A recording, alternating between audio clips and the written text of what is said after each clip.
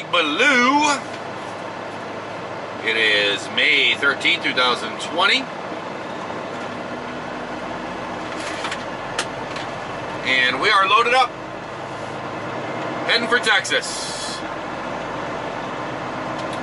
We got ourselves 40,603 pounds. What is it? It is FX MC XL stick. 6 times 5 pound.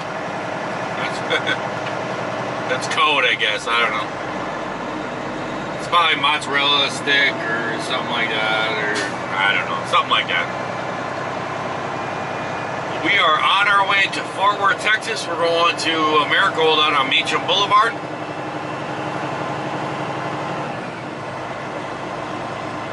And we have ourselves 1,150 miles to go. I love these guys who just walk up here. Look at this guy's wearing slippers. Got his little leather slippers on with fluffy stuff around. They pull it right up here and they park right in the driveway. See, now I just blocked this guy. Now I can't get in.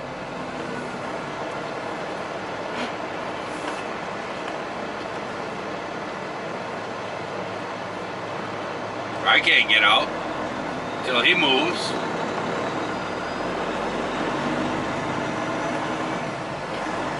Sometimes truck drivers can be very, very lazy. I mean, there's tons of parking spots. We're hit across the thing. And I'm going to tell you right now, he just pulled out of a parking spot. He was parked over there. I don't know what the deal is or what, but he pulled out of a parking spot where he had to walk 75 feet, pulled up into the driveway there, and just parked. It's like, man, it's just like everybody else in the world, you know, there's some real lazy people and groups of people out there.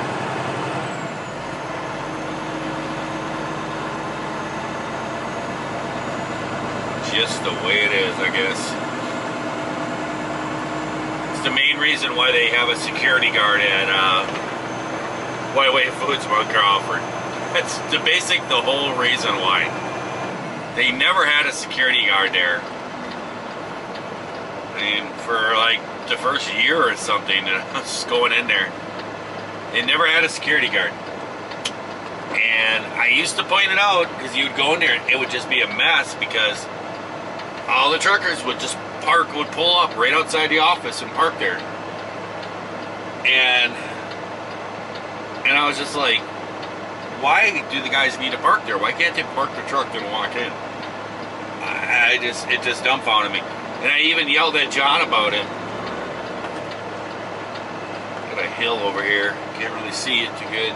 Some cars come flying over it. And I yelled at John one time because I saw him do a video and he pulled up and he did the same exact thing. He pulled up and just, I saw his video and he just pulled right up to the door and just walked over and got out of his truck. It was like, John. He's like, well, everybody else does it. And I'm like, there's a big sign right there. It says, park your truck before you check in. It's right on the outside of the building. And it was just always such a mess there because I'd back into a door close to that. You couldn't get through there. And then guys would go check in and they wouldn't take them. They'd come out and just sit in their truck right in the middle of the driveway. It was such a pain in the butt. And finally, they got a dude that sits in a car out there, a security guard, and that's all he does. He just sits there, and every time a driver comes in there that hasn't been here before or whatever, doesn't know, he just pulls right up by he sees the sign that says driver's entrance. Right below that sign it says park your truck along the wall, then check in. But people pull up there and they just park, and then the security guy gets out. You have to go park your truck. I just gotta check it. No, you have to go park your truck. You see him do this all the time. And then he goes back and sits in his car. That's all he does. It's pretty crazy. You gotta hire a a guy just to tell people what a sign says. It's kind of crazy.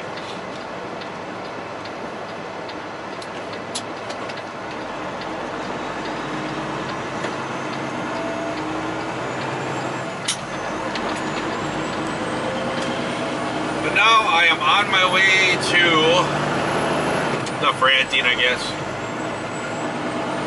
I'm on my way to Texas. Probably do the usual thing. Probably, you know, get on down into Missouri tonight. And get on down there and then shut on down. It'll be middle of the night when I get down there. Shut it on down, take my break, get up,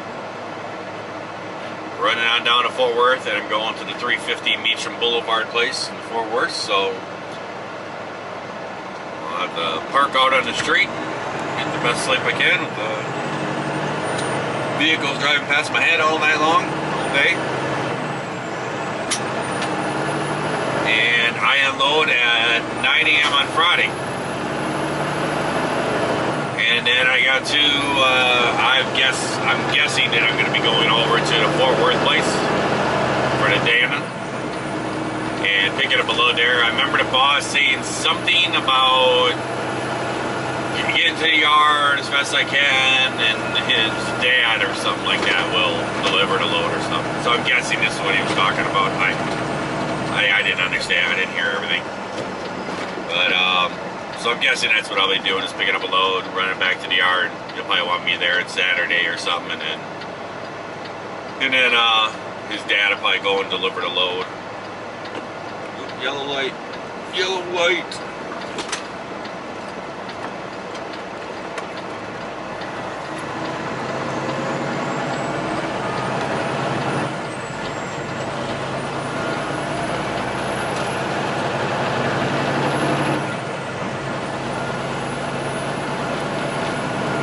To get a new seat, I basically have to get to Columbus, Ohio during the day, during the week.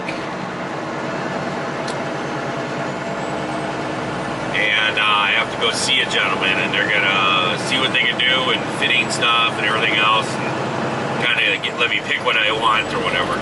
That's what I've been waiting for. The guy wants to make sure that everything is going to be right and everything, so I have come through there a few weeks ago, but I had been up all day and everything else, and then I only got loaded, and then I drove, and I couldn't make it to Columbus, and I went to sleep. By the time I woke up, it was like 2 or 3 in the morning or Saturday afternoon, and I took off, and I basically was going to hit Columbus at like 5 p.m., so there was no way I was going to get there in time. So I'm just trying to work it out that I can get there in time so that I can do a little tour of the place and have some conversations and figure everything out, and then I'll get myself a new seat. So I need one. I need a new seat. That's what my butt says. Like really windy out here. Well guys, we've made it down here to St. Louis.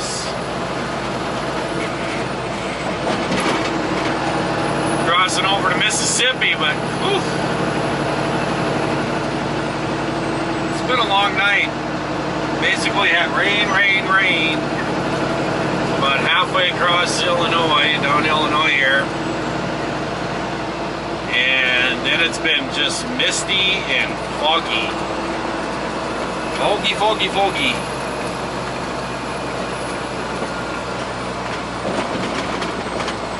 It hasn't been too bad because traffic's been real light, so it hasn't been too bad, but there is an SUV. It's behind me. I don't know if he's coming this way or not. Nope, he went straight. Probably missed his exit. The guy has been all over the road. I actually had to blow my horn at him. He was like, as I was coming, he was in the left lane, as I was coming by him on the right. The guy just like went halfway into my lane right next to me, almost at the front end. And the guy's been driving with his brights on the whole time. was like right up another car's butt with his brakes on and stuff.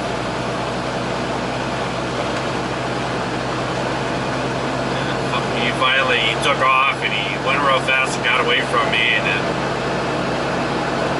just as we were starting to come into St. Louis, he kept being in different lanes, trying to figure out where he was. I kept seeing him grabbing his phone and looking at his phone. He was up ahead of me, and then he finally got behind his other truck, and the truck put on his brakes, and he slid out of brakes, and I was able to get by him.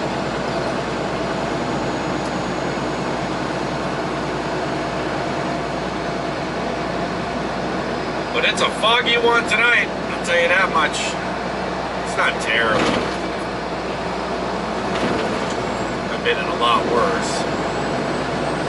Still drivable, I just need to give a little bit more time to think. A little more distance. I was going to roll it across Missouri a ways. I kind of got a little bit of a second wind going on here, and I was thinking about running across Missouri a little ways. It's 3 hours, but I don't know, with this fog, kind of, my neck's a little sore, just getting a little tired. So I don't know. I'm thinking maybe Sullivan. Probably Sullivan, Missouri. I'm thinking I'll be able to find a parking spot by the time I get there. And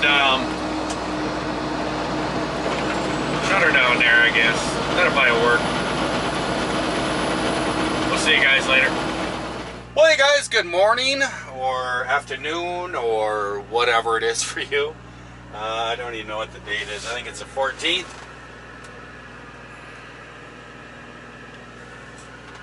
Yes, it is the 14th, and I had a little issue. I showed you guys how I moved my refrigerator up here, and I love it up here.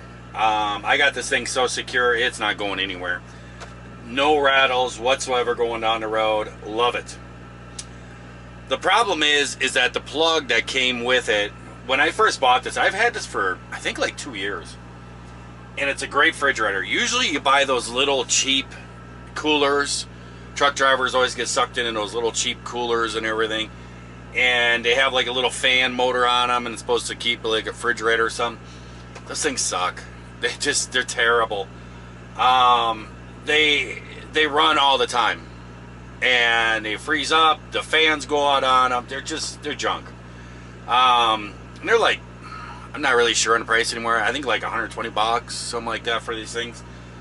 And I found these, and I found this, I think it was a TA or something like that. I think I saw it first, and then I saw it at a Love's, and I picked it up, and it was a little more expensive. It was 200. It was like 220, 230 bucks, something like that.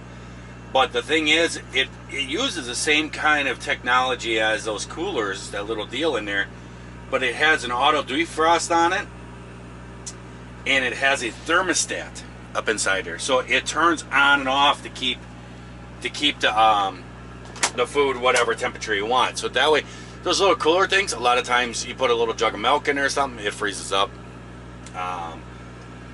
You know, there it is, junk. This thing here, it's nice and quiet, and it runs off 110 or 12 volts.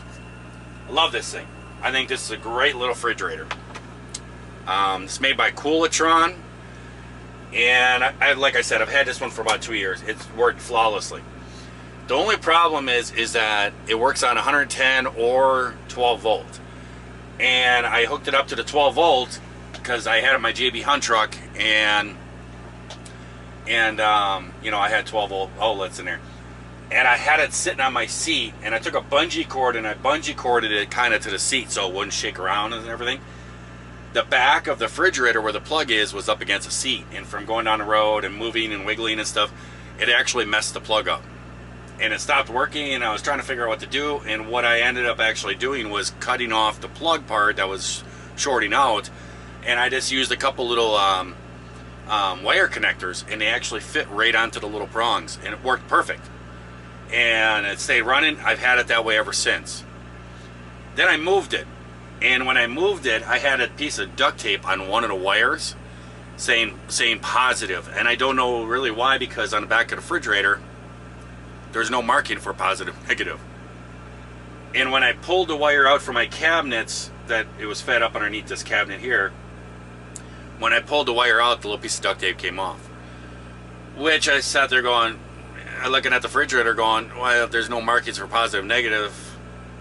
And I went, I got a 50-50 shot here, I guess. There was really no way to test the refrigerator without hooking it up. You know, there's no markings on the refrigerator. Maybe a manual or something, but I don't know. I just decided to gamble and try. And I hooked it up, and as soon as I hooked it up, it went spark. I heard a spark go inside the refrigerator, and I quick pulled the wire off, and the inspector actually was in the truck with me. She was sitting there watching me, and she looked at me and she goes, yeah, I don't think that was right. And I said, yeah, I don't think so. So I changed the wires around, I hooked it up, and the fridge started up and worked okay, and it was running and everything, but you could smell like a burning smell. And I sat there all night long, letting it run and everything, and I'm used to it, and it turns on and off. I mean, it runs maybe, when it's closed up all day, I mean, it'll probably run maybe 10 minutes an hour. It doesn't really run that much. And it keeps things really nice and cold. I could actually, I think it could freeze stuff. But I was noticing working on the truck all night long in my shop, I was kept, coming in and out of the truck, the thing never shut off. And I actually opened it up, put my hand in there, it was just freezing cold inside here. And I took the thermostat and I turned the thermostat down, it didn't turn off. I turned it all the way down, still wouldn't turn off. I let it run for about another hour. So I think what that little spark was something on the panel or something that controls the thermostat. And I think I fried it by hooking it up backwards. So I was coming on down here, and I got it all mounted in here, and I wanted exact the same refrigerator.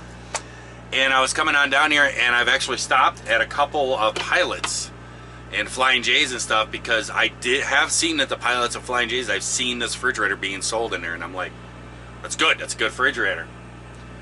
And so I've been stopping at a couple, I haven't been able to find them. Well, I drove down here last night, and I got to, it's a Flying J, I'm like mile marker 30 or something like that in Missouri here, and it says it's Joplin, Missouri. I don't know, I think it's another town, but whatever. But I actually checked, I went in there this morning when I got here and looked, and boom, there it is. That's the little refrigerator. So there it is, Coolatron, super cool AC/DC refrigerator. Heat pipe technology. The back of it is nice and flush. Just those wires come out. It seems like they get worked that out where the wires are, not sticking out past the back of the thing, whatever. And it has adjustable temperature control, has auto defrost, LED interior light, and a removable shelf. This sells for $229.99, and I haven't been using my points that I've been tallying up for fueling and everything else. I have been using those for quite a while, actually. I just been letting them sit. And I checked my points, and I had $169.68 in points. And I was like, oh yeah, let's use that. And so I actually ended up only paying $80 out of my pocket for this. That's a pretty good deal. That's the whole reason why I was looking at Flying J's and Pilots and everything, to make sure, because I knew I had points. I haven't used in a long time, so I figured I had pretty good chunk of points that I could use and get some money off. So that's why I was checking out all the Flying J's and Pilots, and I happened to find one down here, so I'm going to install this one in here. Get this other one out of here. Before I get started, a lot of people have been asking me what the stuff was that I used on the windshield and everything. Like I said in the video, I got this off of, I saw this on Jay Leno's Garage. I like to watch his channel. I like cars and stuff, and he does a really cool job of a channel to review cars and look at cool cars and check them over. And he also does a lot of restoration and stuff in his own shop and everything, and there's all those guys in there doing that, and he knows what he's doing. Jay Leno knows what he's doing when it comes to restoring cars and stuff. But he had this guy on there, and the name of the stuff is called Quick Glow. And it seems to have worked pretty good, but I'm going to tell you that I need probably about, I'm going to need more coats. It says right on there that if it's original, it's going to need a bunch of coats. This stuff is for aluminum, brass, copper, shower doors, sinks, tires, and more. So motorcycle, bikes, boats, cars. Also removes water spots. That's what the glass stuff, that's where it comes out. Cleans, polishes, and waxes in one application. It is non-toxic. The quickest shine since 1957. Says on the back here, people are asking how to get it. I really don't like to recommend stuff and everything, but I think this stuff is pretty good. But I like to use it and try it out for, and make sure it's going to be good stuff before I say something. I do think this stuff is pretty good, and it's a small guy. He's kind of mixing it up, him and his daughter and stuff, and they bought this formula and they're mixing it up. This is the original stuff. They also have a fine and an ultra fine. But if you are looking to get in contact with them and order some or something, they have a website. It is www.quick-glow.com. That is quick-glow.com. And it's made in Louisiana. I'll put a link down in the video, in the description of this video.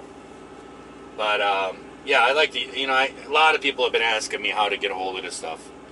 And so I thought I would just put it out there and stuff. I think it's going to be real good stuff. I'm going to try it on my chrome and everything. I got to get Big Blue a wash first, but I think it's going to work. Alrighty.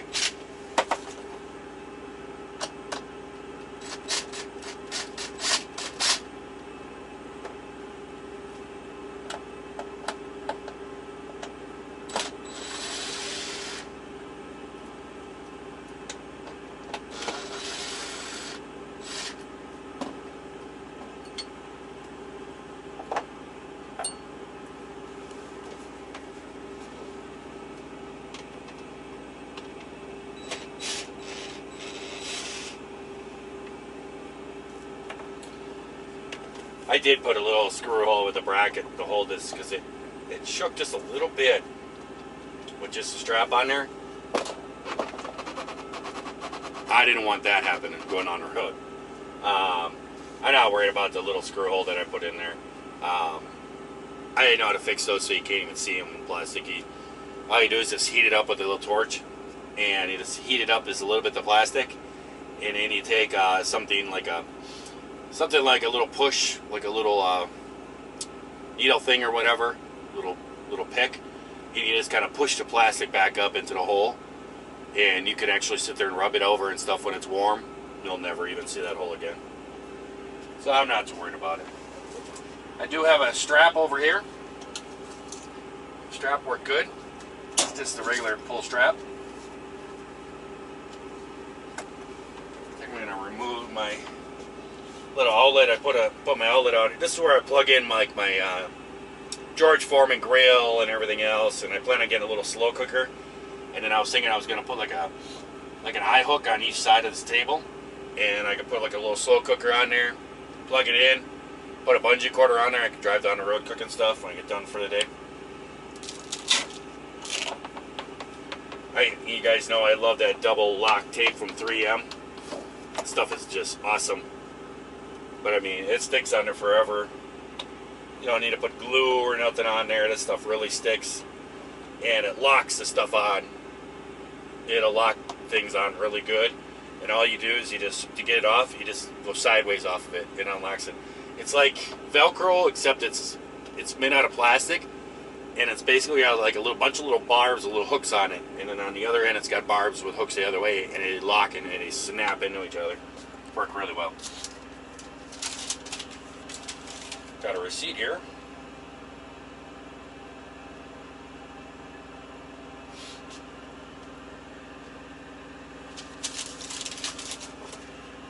Actually, I keep that. It's for some chrome stuff.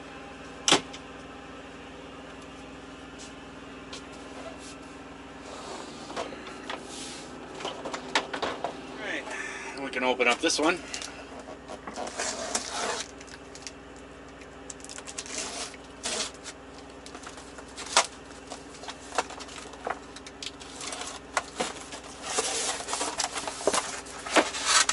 Hoping they didn't change the design or something.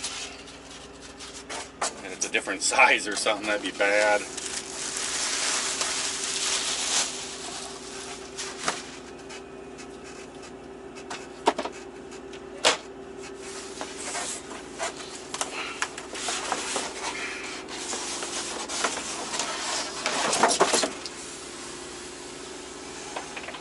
Looks identical.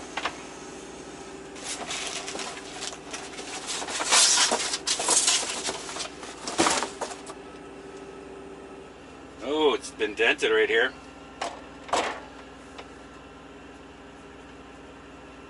That's alright though. I'm not worried about that. Probably should plug it in. Make sure it works. Make sure nothing got damaged.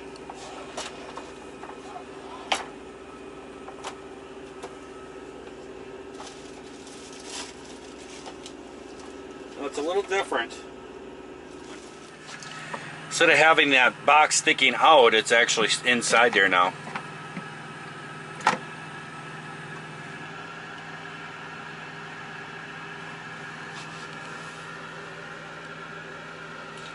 So that's okay.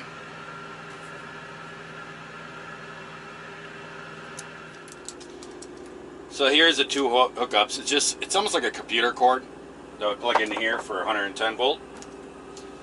And then this is the 12 volt cord. And this end in here was actually the part that got boogered up. So now what I'm going to do, I think it'll be fine. We'll turn it on and let it run for a little bit, make sure it's okay, but I think it's going to be fine. But what I'm going to do is I'm going to plug this cord in and get my tester, and I'm going to figure out which is positive, which is negative. So in case this ever goes out, I'm going to keep my old cord, which I don't know what I did with it. It's laying here someplace. Right on the box. Yeah, it's right there. That I have those connectors on, and then I'll write positive and negative down here on this white bottom, and that way I can test it and I'll be able to hook it up correctly. Alright guys, it's been running for half an hour. It's getting nice and cool in there. Everything's working the way it should be. I'm not going to worry about this little dent. I'm not worried about it at all. If it was in my house, yeah, maybe I'll take it back, but I don't even know if they have another one. I only saw one there. They may have one in the back in the storeroom, but that's a lot of messing around. Things get dented and stuff. If I complained about that, I mean, I'm in trucking. Things happen.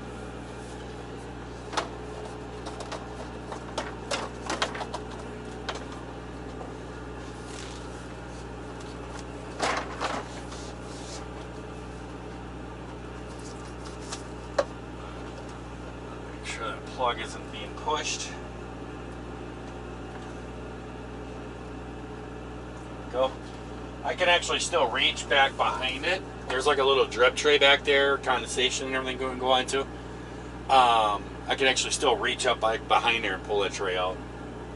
So that's good. So now we'll just cinch up our strap here. I like it that I have it over here now. I was worried about it going down the road, bouncing against the TV.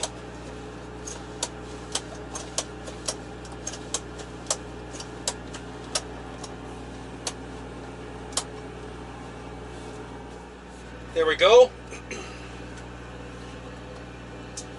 We're all secured in there. That thing is not going to go anywhere. The thing doesn't even budge. It's perfect. It's actually a really good fit for this thing.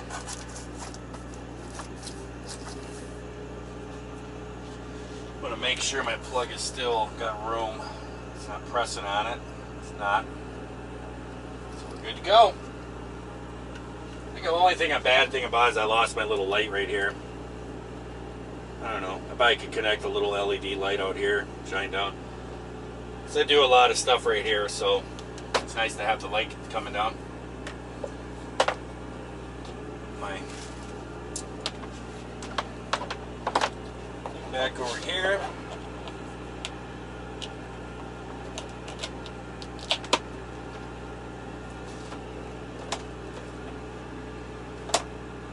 we go.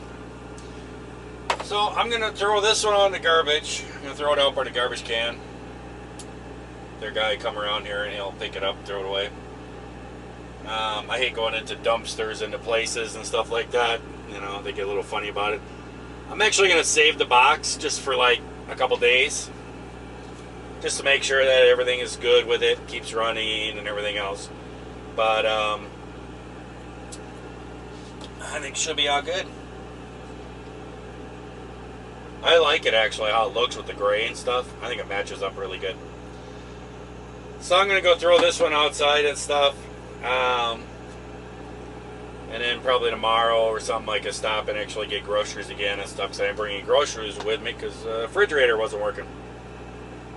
So, it is what it is. But I think I'll fold that box up and throw it up in my top bunk up there, fold it up and lay it underneath my mattress or something, just for like a week or so to make sure this thing stays running. And that'll be good to go. Yeah. So I guess I'm going to let you guys go. I hope that everybody out there is having themselves a great day, great night to watch this here video. And if you are not, well, certainly just try that all over again tomorrow. I'm going to put away all my tools and get rocking and rolling and get on down to Fort Worth, Texas.